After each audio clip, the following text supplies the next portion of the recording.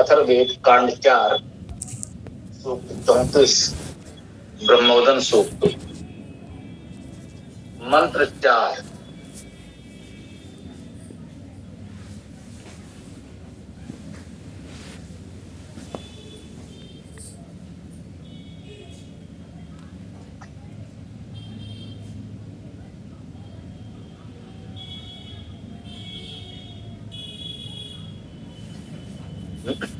ओम विस्तारिणम ओदनम ये पचन्ति नयनांजमः परिमुष्णाति रेतः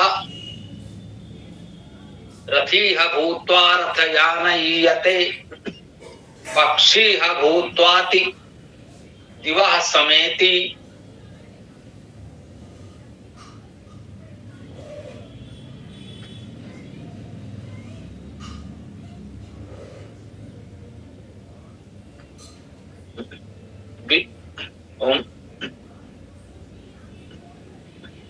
विस्तारिणम ओदनम, विस्तार युक्त ओदन को, विस्तारित ओदन को, ये विस्तारित भी पहले आ चुका है और ये भी यूं कहें कि इसका इस मंत्र का प्रथम चरण विस्तारिणम ओदनम ये पचन्ति, ये इससे पूर्व के मंत्र में भी था। विस्तारिणम ओदनम ये पचन्ति, जो विस्तारिण ओदन को परिपक्व करते हैं, जो विस्तारित होने वाले विस्तार युक्त ओदन को परिपक्व करते हैं। न एनान यमा, नैनान यमा, न एनान, ना नहीं एनान इनको, यमा नियमन करने वाला, परिमुष्णाति, परि उपसर्ग है परिता सबोर से, मुष्णाति, मुष्णाति शब्द पर ध्यान दें। मुष धातु चुराने के अर्थ में होता है।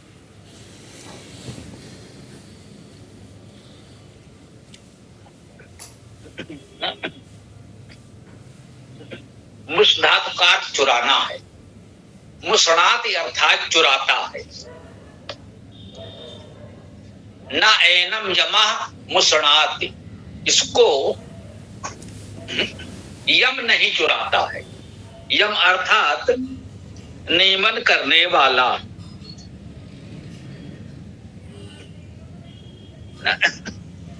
जो नियमन करने वाला है, नियामक है, वो इसको नहीं चुराता है।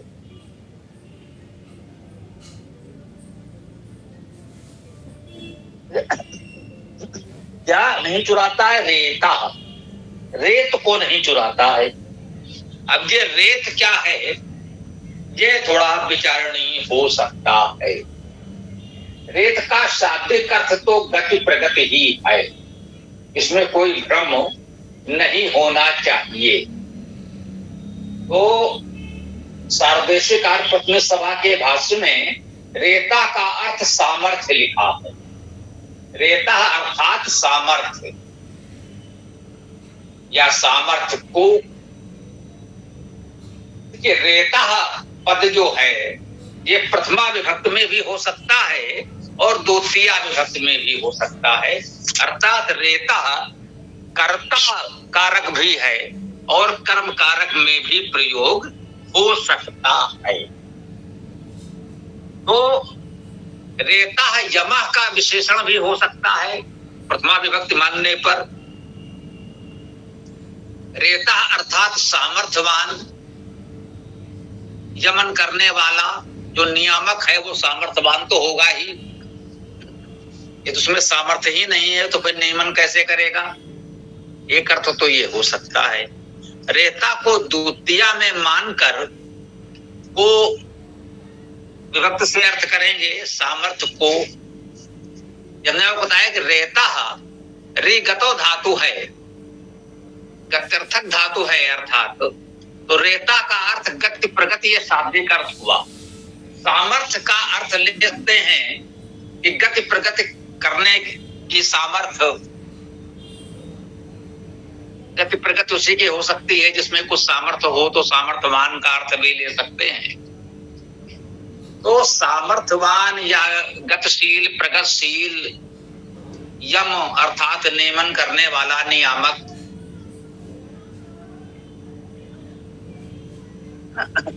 तो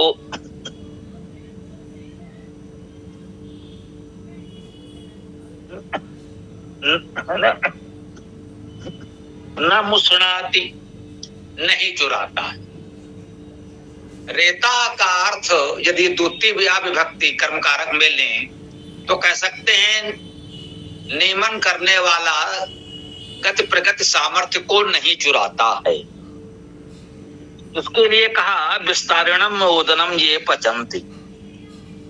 जो विस्तार युक्त ओदन को परिपक्व करते हैं, नियमन करता उनके गति प्रगति सामर्थ्य को नहीं चुराता है, उनको प्रगतिहीन नहीं करता, उनको प्रगति करने से नहीं रोकता, उनकी सामर्थ्य को क्षीण नहीं करता, उनके गति प्रगति सामर्थ्य को नहीं छीनता है। शाब्दिक अर्थ चुराना है, इसको छीनना, उससे रहित करना, हीन करना, क्योंकि वो नियामक है। तो यदि शब्दसा चुराने का भाव कहें तो जो नियामक है उसे चुराने की आवश्यकता क्या है? नियामक तो वही है जो नियम और विधि विधान के अंतर्गत जो कुछ लेना चाहे वो ले सके। जैसे अर्थदंड लगाते हैं कि भाई आपको इतना देना होगा, तो उसे चुराना थोड़ी है, उसे तो सीधे आदेश करना है कि आप दीजिए। किसी से कोई भी किसी की अनुचित संपत्ति सामर्थ्य किसी ने अर्जित कर ली है, कहीं से अनुचित संपत्ति पर अधिकार कर लिया है, तो जो नियामक है, नियम करता है, नियमन करता तो सीधे समर्थ है आदेश देकर के उसको ले लेगा।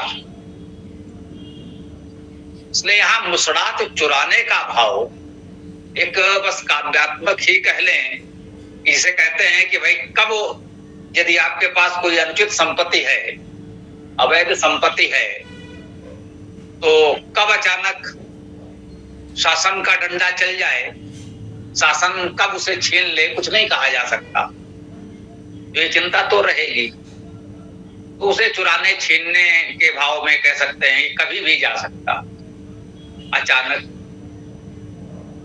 जो वैध है, उचित है, वो तो आपके पास है। जब किसी परिस्थिति में आप चाहेंगे तो एक व्यवस्थित तरीके से सोच विचार करके किसी को दें, और यदि वो अवैध है, अनुचित है, तो कभी भी उसे शासन छीन सकता है। तो मुसड़ाती संभवतः इस अर्थ में कहा गया होगा। तो और काव्य में इतना सौंदर्य, थोड़ा सा शब्दों के साथ खेलना कह लीजिए, इतना तो होता ही है। तो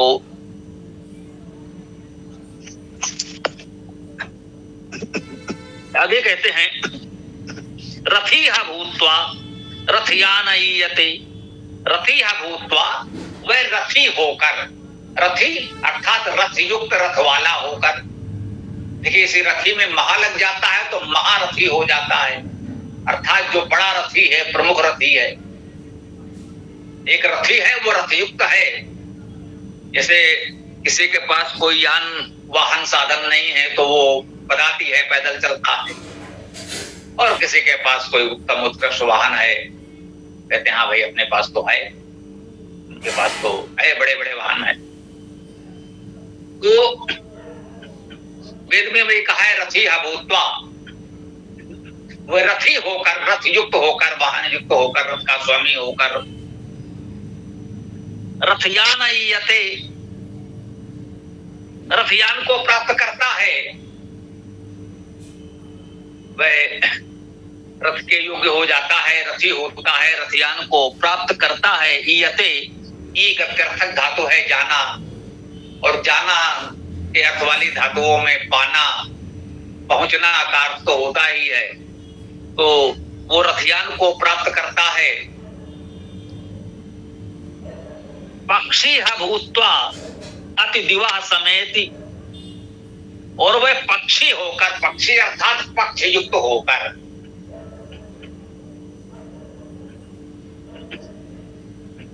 काव्य भाषा उत्तम है, वह रथी होकर तो रथयान को, उत्तम रथों को प्राप्त करता है, और पक्षी भूत्वा वह पक्षी भी हो जाता है, वो पंखों की सामर्थ्य भी प्राप्त कर लेता है, उड़ने लगता है। अभी तो पदाति हैं, हम पैदल हैं, धीरे धीरे चलेंगे।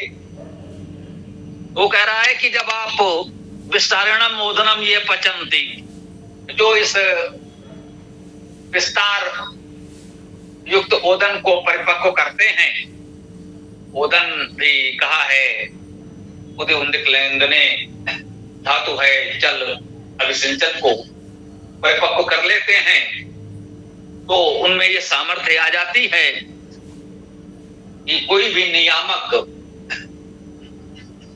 उनकी गति प्रगति को बाधित नहीं करता, नहीं छीनता, और वो रथी होकर के रथयान को, उत्तम रथों को प्राप्त करते हैं।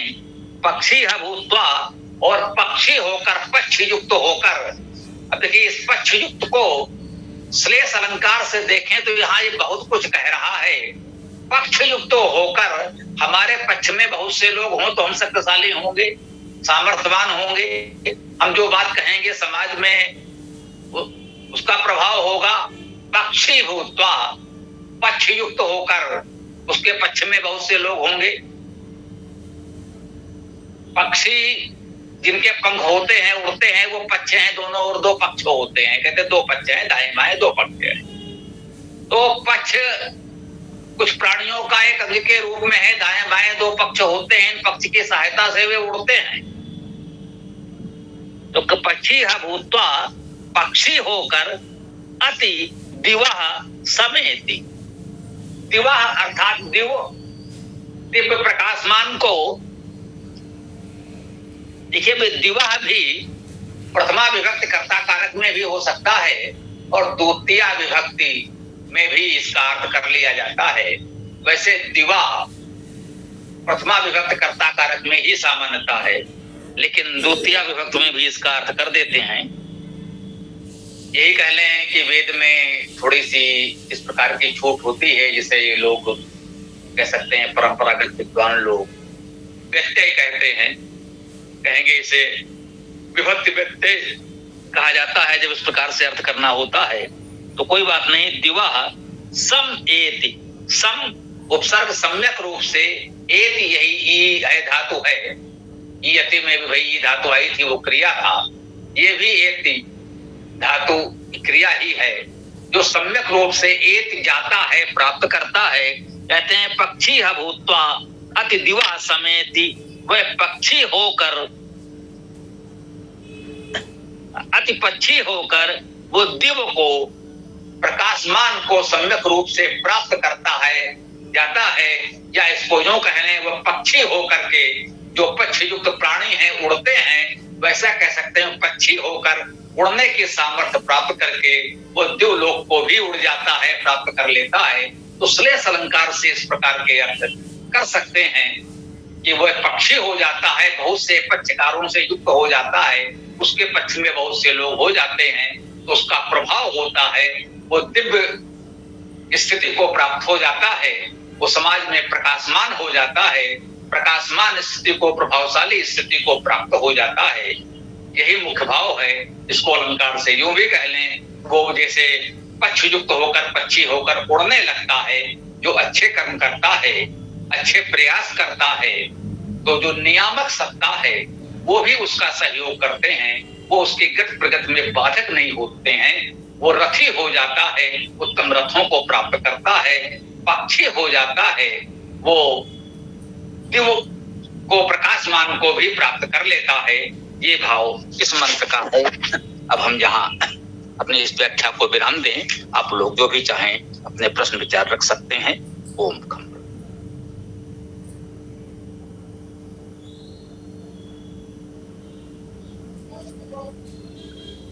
गुरु जी प्रणाम। बोलिए भाई, क्या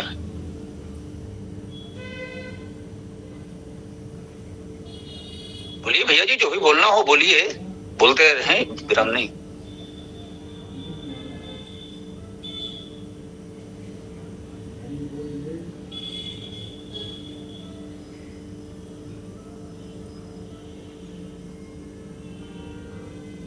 जी भैया जी, जिसको जो भी बोलना है बोलिए,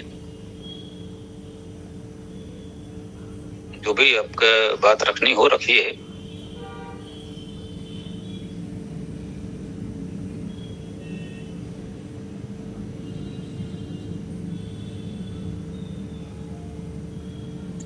स्वामी जी नमस्ते।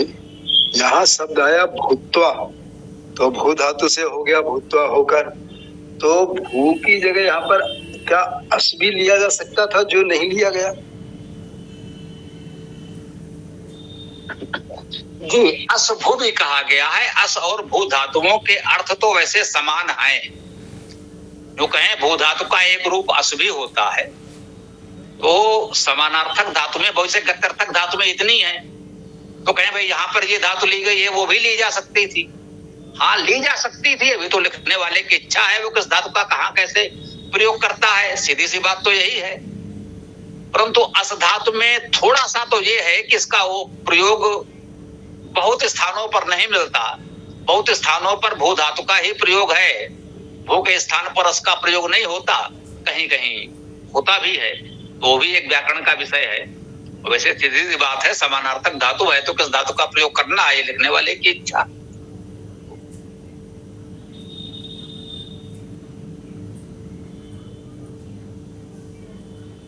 ये पीसी भैया, आप कुछ बोल रहे थे, बोलना चाहिए। जो भी देखो, जैसे सब लोग बोलते हैं ना, वैसे जो भी बोलना है आप बोलिए।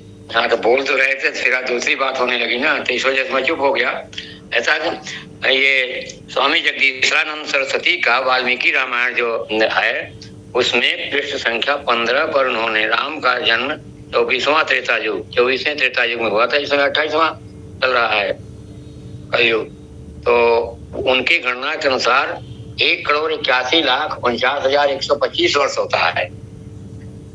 और आप कल बता रहे थे वैवस्वत मनवंतर 8800 वर्ष पूर्ण होने को है, प्रथम राजा जो हुए थे। तो ये हम लोग क्या माने, कहीं कुछ शंका है क्या?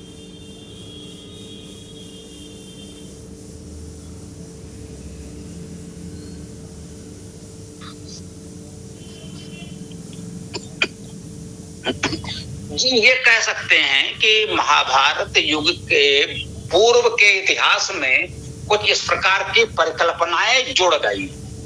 अब यहाँ पर यदि आस्था का प्रश्न आ जाएगा तो जिसको जो मानना हो माने, लेकिन किसी महापुरुष ने, देखिए दो बातें हैं, वैवस्वत मनु से राम तक 65 पीढ़ियां हैं, और वैवस्वत मनु से युधिष्ठिर तक 98 पीढ़ियां हैं। 98 पीढ़ियों का कुल समय कितना हो सकता है? यदि हम वैदिक हैं तो जीवेम शरदा शतम ही कहते हैं, 100 वर्ष जीने की कामना करते हैं। वेद कहता है जिजी विशेष शतम समा, 100 वर्ष तक जीने की इच्छा करें। स्पष्ट है, सामान्यतः सब लोग तो 100 वर्ष जीवित रहते नहीं। ये हमको अभी भी दिख रहा है, पूरे इतिहास काल में दिख रहा है। कारण कोई भी हो, 100 वर्ष की आयु पूर्ण करने वाले लोग कुछ ही हो सकते हैं, बिरले हो सकते हैं। किसी न किसी कारण से इससे पहले लोग चले जाते हैं। बहुत अपवाद ही कोई होगा जो 100 वर्ष में पूरा करता होगा। और वेद स्पष्ट रूप से कह रहा है जिजी विशेष शतम समा, 100 वर्ष तक जीने की इच्छा करें, या जीवे में शरदा शतम, वो हमारे जीवन की आयु 100 वर्ष की सीमा ही लगभग मान रहा है कि भाई 100 वर्ष बहुत होते हैं। तो वैवस्वत मनु से युधिष्ठिर तक 98 पीढ़ियों का शासन काल अधिकतम कितना हो सकता है, ये भी अनुमान करने की बात है।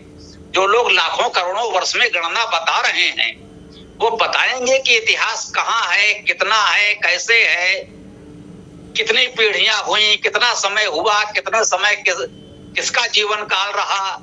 अब इसको करने के एक बार जब आप जो कहते हैं ना, एक असत्य को, एक झूठ को छिपाने के लिए 100 झूठ बोलने पड़ते हैं। अब कहीं से जब वो खगोली समय को इतिहास से जोड़ने का एक किसी ने भूल कर दी, तो जो खगोलीय अंतराल था करोड़ों वर्षों का, उसको आपने मानवीय इतिहास पर थोप दिया।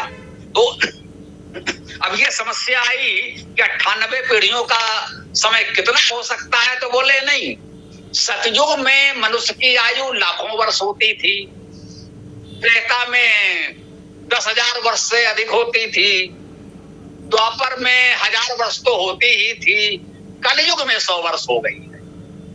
भाई वेद कलयुग के लिए तो नहीं कह रहा है कि 100 वर्ष जीने की इच्छा करें, 100 वर्ष की आयु हो हमारी। वेद तो त्रिकाल सत्य है, सार्वभौमिक सत्य है। वेद ये कहता, वेद में तो कहीं नहीं कहा है कि सतयुग में लाखों वर्ष की आयु होगी किसी की। तो अब इतने ही पीढ़ियों को लाखों करोड़ों वर्ष ले जाने के लिए अब ये कल्पना भी लोगों ने कह दी। अब यदि आपको ये स्वीकार्य है कि सतयुग में लोग लाखों करोड़ों वर्ष जीवित रहते होंगे, द्वापर में लोग 10-20 हजार वर्ष जीवित रहते होंगे, द्वापर त्रेता युग में लोग 10-20-50 हजार वर्ष जीवित रहते होंगे, या द्वापर में 1000-2000 वर्ष जीवित रहते होंगे, बस कलयुग लगते ही लोगों की आयु 100 वर्ष सीमित हो गई। यदि आपको ये विश्वास नहीं लगता है तो आप स्वीकार कर सकते हैं। हमको ये वैदिक दृष्टिकोण से विश्वसनीय नहीं लगता। वो किसी भी व्यक्ति ने कहा हो, किसी ने भी नाम से कहा हो, वो हमारे लिए उतना महत्वपूर्ण नहीं रखता। जो दयानंद जी ने कहा कि व्यास जी के नाम से आपने पुराण बना दिए और उसमें ये सब लिख दिया, उनका लो भाई मैं अभी कुछ श्लोक बोले देता हूँ, ये ब्रह्मा जी का बनाया हुआ ब्रह्म पुराण है, तो क्या ब्रह्मा जी की बात भी नहीं मानते? हमने कहीं पढ़ा है, उन्होंने ये भी कहा। तो किस महापुरुष ने किसके नाम से कहां से क्या पढ़ा सुना लिख दिया? तो हम तो ये कहते हैं अपने विवेक से देखें। तो मुझे तो इतनी लंबी लंबी काल गणना और इतने लंबे लंबे लाखों वर्ष की आयु व्यवहारिक नहीं लगती। और जो ये पक्ष है, जो ये बता रहा है कि इतनी पीढ़ियां, इतना राज्यकाल, इतने वर्ष इन्होंने शासन किया, इतने वर्ष इन्होंने शासन किया, वो व्यवस्थाएं जहां लिखी हुई मिल रही हैं, वो थोड़ा व्यवहारिक हमें स्वीकार्य लगती हैं। शेष जैसी जिसकी इच्छा, आपको जो उचित लगता है वो माने, वो आपको पूरा अधिकार है। धन्यवाद।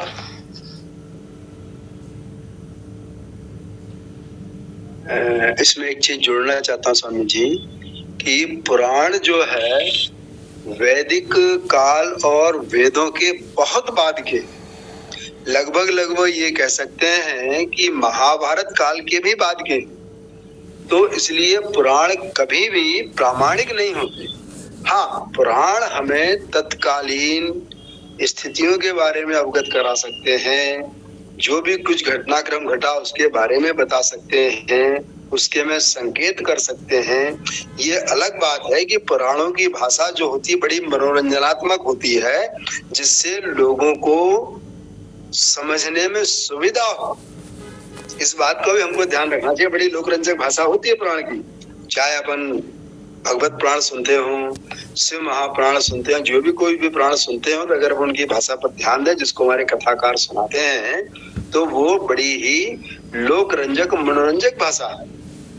तो इसलिए सिर्फ पुराण में कहीं लिखा मिल जाता तो वो एकमात्र प्रमाण नहीं हो सकता। जब हम बात वेद की कर रहे हैं या किसी प्रामाणिक ग्रंथ की बात कर रहे हैं, तो वेद से आगे प्रमाण कोई भी नहीं। धन्यवाद।